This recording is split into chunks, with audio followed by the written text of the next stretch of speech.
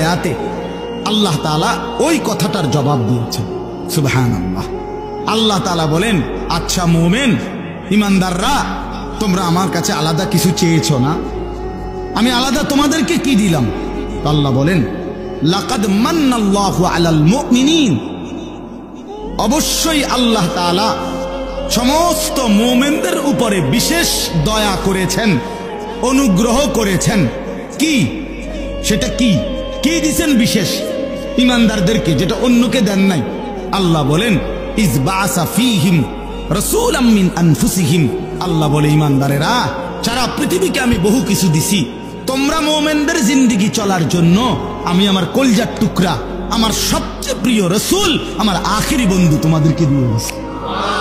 আমি তোমাদেরকে বন্ধু দিছি, বন্ধু, কলিজার টুকরা দিছি, আমার রাসূল দিয়েছি, আমার আখেরি বন্ধু দিয়েছি। সবাইকে সবার মতো চলছে, তো তুমি আমার ইমানদার বান্দা, তোমার জীবনের একটা সুতা, একটা নড়াচড়া, একটা পদক্ষেপ যেন ভুল পথে না চলে, উল্টো পথে না চলে, বরং তোমার প্রতি কদম যেন জান্নাতের রাস্তায় চলে, এজন্য আমি আমার বন্ধুকে দিয়েছি। বন্ধুকে বলেছি, বন্ধু 23 বছরে আপনি সব সাজায়া দেন, সব বুঝায়া দেন, সব দেখায়া দেন। বন্ধু আমার সব দেখায় দিছে, বলে দিছে, বুঝায় দিছে, হাতে কলমে প্র্যাকটিক্যাল তোমাদের জীবনের জন্য সব করে দিয়েছে। এবার তোমরা ইমানদার, বন্ধুর সুন্নাত তরিকা, বন্ধুর জিন্দেগি মতো অনুসরণ করো, আমার জান্নাতে আয়েশা বুঝে নাও।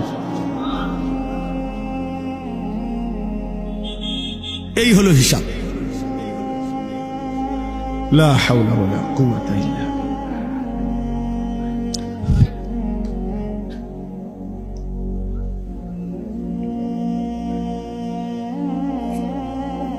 ইন্না লিল্লাহি আল্লাহুম্মা সাল্লি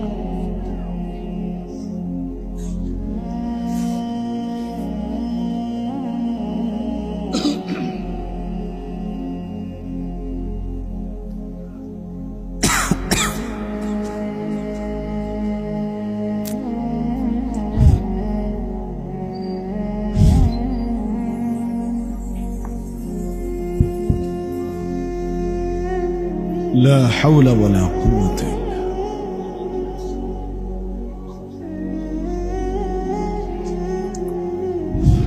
মাশাআল্লাহ, আলহামদুলিল্লাহ। তাইলে আমি খুব দ্রুত বুঝাতে চাচ্ছি, দেখেন আল্লাহ তাআলা বলেন, ইমানদার তোমাদের জন্য আমার বিশেষ মান্নুন, এই শব্দের অর্থ বিশেষ অনুগ্রহ। লাকাদ মান্নাল্লাহু, আল্লাহ বলেন আমি বিশেষ দয়া করলাম। সেটা কি? আমি আমার রাসূল, আমার আখেরি বন্ধু তোমাদেরকে দিলাম। আল্লাহ বলে, আল্লাহ যেন বলতেছে, বান্দা শোনো, তোমরা জানো আমি এই বন্ধুকে সবার আগে বানাইছি। আদম থেকে নিয়ে ঈসা, এই সমস্ত নবীর উম্মত আমার বন্ধুকে পাইতে চাইছিল, আমি কেউরে দেই না। বহুদিন আমি আমার বন্ধুরে আগলায় রাখছি নিজের কাছে, শেষ পর্যন্ত তোমরা আমার আখেরি বান্দা, তোমাদেরকে দিয়েই দিলাম,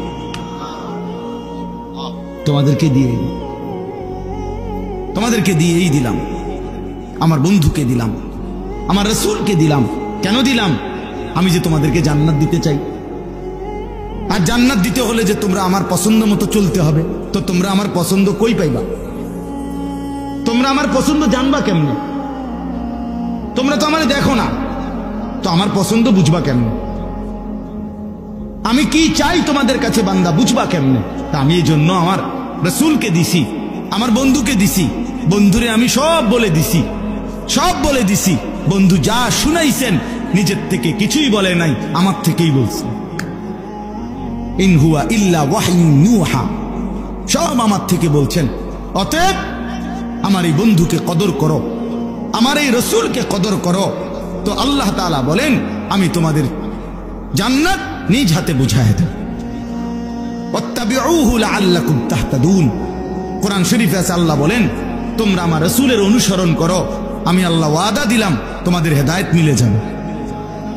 ফাল্লাযীনা আমানু বিহি ওয়া আযযারুহু ওয়া নাসারুহু ওয়াত্তাবাউন নূরাল্লাযী উনজিলা মাআহু উলাইকা হুমুল মুফলিহুন।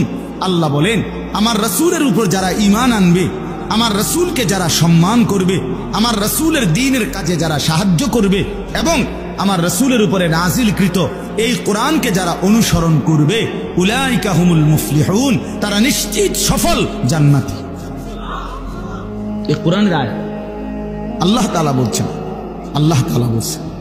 এই জন্য বাপ আমার প্রথম কথা হলো রাসূল সাল্লাল্লাহু আলাইহি সাল্লামকে পেয়ে যদি কেউ খুশি হন, তাহলে এটা কিন্তু এই খুশির বহিঃপ্রকাশ আপনার জিন্দেগিতে বুঝাই দিতে হবে। আর তখনই প্রমাণ হবে আপনি আসলেই কলিজার মধ্যে নবীকে পেয়ে খুশি। এটা যদি বাহ্যিক বুঝা না যায় তো এটা প্রমাণিত হবে না। আয-যাহিরু উনওয়ানুল বাতিল, আরবি ভাষার একটি প্রবাদ যে মানুষের অন্তর এর প্রতিচ্ছবি মানুষের বাহ্যিক অংশ। আপনারা আমি একটা সোজা বাংলায় বুঝি তো বুঝবেন। আমরা মানুষ চলাফেরার মধ্যে একজন আরেকজনকে দেখলে চেহারার দিকে তাকাইয়া আমরা বলি যে কি ভাই মনটা খারাপ না, বলি কি না এমন?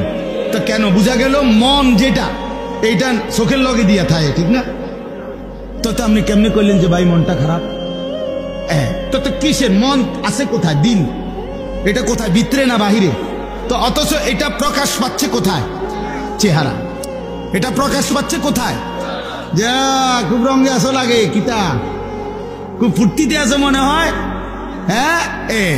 তাহলে বুঝা গেল তার দিলের ফুর্তিটা কোথায় বুঝা যাচ্ছে? এইটারে কয় আরবিতে মানুষের অন্তরের প্রতিচ্ছবি।